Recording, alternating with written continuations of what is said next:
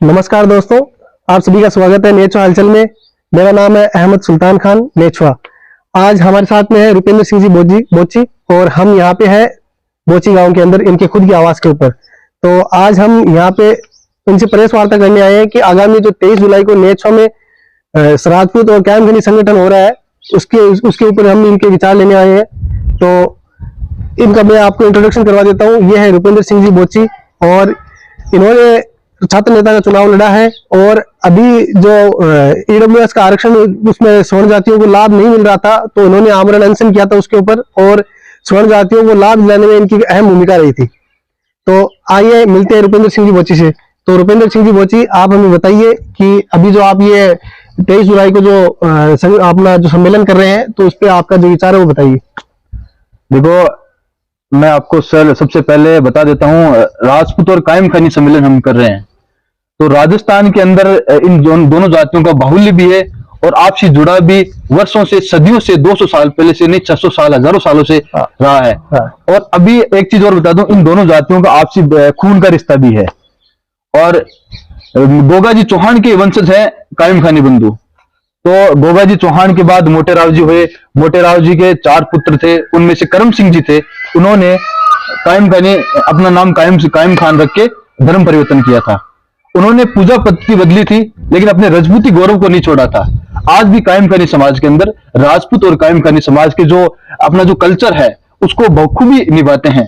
उनका रहन सहन, उनका जो भी उनकी जो सांस्कृतिक कार्यक्रम होते हैं उनके अंदर राजपूती झलक में हमें देखने को मिलती है। साथ ही मैं आपको बता देता हूं कि राजस्थान के अंदर सांप्रदायिक सौहार्द बनाने के लिए ये एक ऐसी मुहिम होगी जो भारत राष्ट्र के अंदर एक अपनी अमिट छाप छोड़ेगी। तो अभी हम 23 जुलाई को नेचुआ के अंदर, आगामी 23 जुलाई को 2023 को नेचुआ के अंदर बहुत बड़ा राजपूत और कायम खानी सम्मेलन कर रहे हैं, जिसके अंदर बहुत से लोग अपने आप में उत्सुकता के साथ इसमें भाग लेंगे। राजपूती बढ़ चढ़ कर हिस्सा लेने में अपनी अग्रिम भूमिका निभाएंगे और कायम खानी बंधु भी अपनी अग्रिम भूमिका निभाएंगे, क्योंकि दोनों ही जातियों में आपसी उत्साह देखने को हमें मिल रहा है। तो आप हमें ये बताइए कि अभी जो आप ये सम्मेलन कर रहे हैं तो आप किस नजर से देखते हैं कि कितना आगे जाएगा, कितने तक हम पहुंच पाएंगे?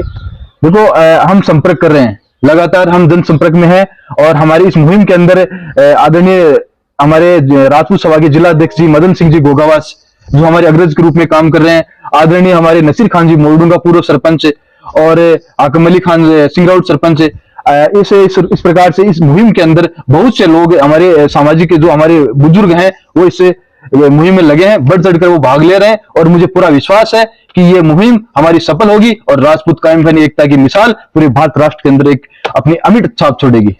तो अब हमारे दर्शकों को बताइए कि जो नेचुआ में ये होने वाला है सम्मेलन, तो नेचुआ आ रहा है लक्ष्मणगढ़ विधानसभा क्षेत्र में, तो आपका उस विधानसभा क्षेत्र के बारे में आपका क्या राय है? देखो, लक्ष्मणगढ़ विधानसभा से हमारा कोई ताल्लुकात नहीं है, इसमें ये हमारा एक सामाजिक मैटर है। ये कायम खानी और राजपूत समाज का हमारा एक सामाजिक लगाव है और इस लगाव के अपना ही कोई उद्देश्य से हम इसमें कर रहे हैं। इसमें कोई वो नहीं है कि राजपूत और कायम खानी समाज का सम्मेलन करें, इसका लक्ष्मणगढ़ विधानसभा से कोई जुड़ाव है। ये हमारा एक सामाजिक मुद्दा है और हमारे एक तरीके से हमारा एक स्नेह मिलन समारोह होगा, तो इसमें वो उद्देश्य नहीं है। लेकिन लक्ष्मणगढ़ के अंदर इन दोनों जातियों का एक अपना महत्व है। 35,000 प्लस वोट कायम खानी समाज के हैं, 35,000 प्लस वोट राजपूत समाज के हैं। तो दोनों जातियों का अगर आपसी जुड़ाव होता है तो हो सकता है भविष्य के अंदर एक आपको अलग ही नजारा देखने को मिल सकता है लक्ष्मणगढ़ विधानसभा में। लेकिन फिलहाल जो कार्यक्रम होगा इसका चुनावी राजनीति से, पार्टियों से किसी प्रकार का कोई लेना देना नहीं रहेगा। मैं ये चाहूंगा, मैं खुद इसको राजनीति लेवल पर आने नहीं देंगे हम। कि आप जो ये 23 जुलाई को आगामी जो अपना सम्मेलन कर रहे हैं उसका उद्देश्य क्या है? देखो, उसका उद्देश्य यही है कि बस एक सामाजिक एकता हमारी बनी रहे, क्योंकि हमारा ब्लड एक है, हमारा खून एक है, हमारा कल्चर एक है, हमारे पूर्वज एक हैं, तो हम दोनों अलग कैसे हो सकते हैं? ये जो युवा पीढ़ी को हम बताने की कोशिश करेंगे, बताने की नहीं, इनको हम साथ लाके रहेंगे और राजस्थान के अंदर एक बहुत बड़ा आपको संदेश देखने को मिलेगा कि दो जातियां एक मंच पर आएगी और इसके अंदर हम किसी के पूजा पत्ती हमारी अलग हो सकती है। मुझे लगता है, मुझे पता है, आपको भी पता होगा कि कायम खानी बंधु मस्जिद में जाते हैं, राजपूत मंदिर में जाते हैं, लेकिन इसका मतलब हम धर्म से नहीं जोड़ेंगे इसको। हमारा ब्लड एक है, हमारे पूर्वज एक थे, गोगा जी चौहान से लेकर आज तक हमारे पूर्वज एक रहे हैं। तो अब हम दोनों अलग कैसे रहें? इस सामाजिक मिलाप के लिए, इस सामाजिक सौहार्द को बढ़ाने के लिए, सांप्रदायिक सौहार्द को बढ़ाने का यही हमारा प्रमुख उद्देश्य रहेगा। आप इस वक्त भीमसेना उपाध्यक्ष हैं सीकर जिले से, तो आप ये बताइए कि आप एक क्षत्रिय जाति से आते हैं, राजपूत समाज से, और फिर आप इस जो ये दलित संगठन है उसमें आपको उपाध्यक्ष की इतनी बड़ी उपाधि कैसे मिली? देखो, मैं पहले भी कई इंटरव्यू में बता चुका हूं कि राजपूत और दलित समाज का जो जुड़ाव है वो हजारों सालों से रहा है। बाबा रामदेव जी को देख लो, चाहे गोगा जी चौहान को देख लो, या फिर मीराबाई के मैंने वो एग्जाम्पल दिए हैं। अंबेडकर साहब को पढ़ाने के लिए विदेश भेजने वाले गायकवाड़, बड़ौदा के महाराजा गायकवाड़ जी ने उनको लंदन पढ़ाने के लिए भेजा था। इसलिए ये आप तो जान लीजिए कि इन दोनों जातियों का जो सामाजिक जुड़ाव है वो हमेशा से रहा है। लेकिन अभी जो ये आपको मैं बता दूं, दलित समाज ने मेरे को जो भीमसेना की जो जिम्मेदारी दी है, इसका कारण ये है कि मेरा एक मित्र है, उसको कोई गांव में किसी ने घोड़ी पर नहीं चढ़ने दिया, तो मैं वहां पहुंचा और मैंने बाकायदा उन सब से मुकाबला करके डटकर मुकाबला किया, और उस मेरे भाई की बंदूरी घोड़ी पकड़कर पूरे गांव के बीच के बाजार से मैंने निकलवाई। उसके बाद से जो दलित समाज के जो मेरे बंधु है उनका मेरा आपसी मेल मिलाप बढ़ गया। फिर उन्होंने मेरे को भीमसेना की जिम्मेदारी दे दी, और अभी मैं भीमसेना में बड़े गर्व के साथ और बड़ी ईमानदारी के साथ बाबा साहब अम्बेडकर के विचारों को मानते हुए मैं उस संगठन में कार्य कर रहा हूँ। जी, आप हमें ये बताइए कि अभी जो आपने थोड़े दिनों पहले आमरण अनशन किया था ईडब्ल्यूएस को लेकर, उसके बारे में आपके क्या विचार है? देखो, ईडब्ल्यूएस आरक्षण को लेकर हमने आमरण अनशन किया था। राजस्थान के अंदर भूमि और भवन की शर्तें सवर्ण जातियों पर लगाई गई थी। केंद्र सरकार ने, जब केंद्र सरकार बीजेपी मध्य प्रदेश और राजस्थान का चुनाव हारी, दबाव में आकर इन्होंने 10% आरक्षण दिया था। उसके बाद आरक्षण दे दिया, लेकिन एक झुंझुना था वो मात्र, उसके अंदर बेवजह बेतुकी शर्तें उसमें लगा दी गई। उन शर्तों को हटाने के लिए हमने सीकर के कलेक्टर आवास के सामने 8 दिन तक आमरण अनशन किया था, जिसमें हमारे एक साथी की तबीयत बिगड़ी, आज वो उस दुनिया में नहीं है। फिर अशोक गहलोत ने एक आदरणीय हमारे राजेंद्र सिंह जी गुड्डा मंत्री है, उनको भेजा, अनशन तोड़ाया, और गहलोत जी ने मेरे को बुलाया और जो भूमि और भवन की जो शर्तें थी वो हटाई। लेकिन मैं अभी केंद्र सरकार से एक निवेदन और करना चाहूंगा कि विधानसभा चुनाव आ रहे हैं, लोकसभा चुनाव आ रहे हैं, उन चुनाव से पहले पहले अगर आरक्षण को 10 से 14% नहीं किया गया तो इसका रिजल्ट भी आपको हो सकता है आने वाले चुनाव में देखने को मिल सकता है।